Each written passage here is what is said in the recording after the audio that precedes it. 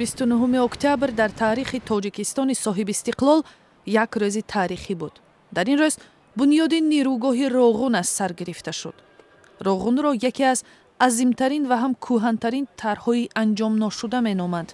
нирӯгоҳи Роғун дар 110 километрии Душанбе бар фарози руди Вахш ҷойгир буда, тарҳи нахустини сохтмони он ҳанӯз соли 1970 эҷод шуда буд. Он замон Тоҷикистон як ҷумҳурии шӯравӣ буд.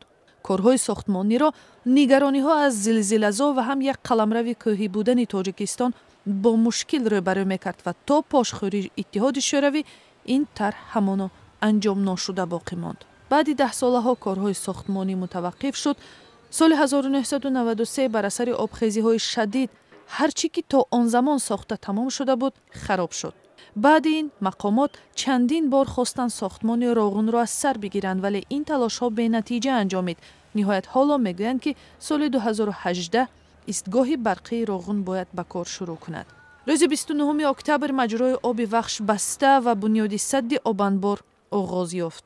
ин сад бо баландии 335 метр баландтарин дар ҷаҳон хоҳад буд. дар чамбари булдозер шахсан президент Эмомалӣ Раҳмон нишаста дар шурӯъи корҳои сохтмонӣ саҳмгузор шуд. маросимро мақомоти баландпояи Тоҷикистон назорат мекарданд. иқтидори нақшавии нирӯгоҳ 3600 мегаватт аст. тобистони имсол маълум шуд ки корҳои сохтмониро як ширкати итолиёӣ анҷом медиҳад. тавони нирӯгоҳ барои таъмини барқи тамоми аҳолии Тоҷикистон ва ҳам ҳамсоя кишварҳо кифоят хоҳад кард. як сабаби тӯлкашидани корҳои сохтмонии нирӯгоҳи Роғун дар нигарониҳои бархи ҳамсоя кишварҳо дар амнияти обанбор ва ҳам серхарҷ будани тарҳи он мебошад. ҳисоб шудааст ки барои сохтани пурраи нирӯгоҳи Роғун $4 миллиард маблағ зарур мешавад.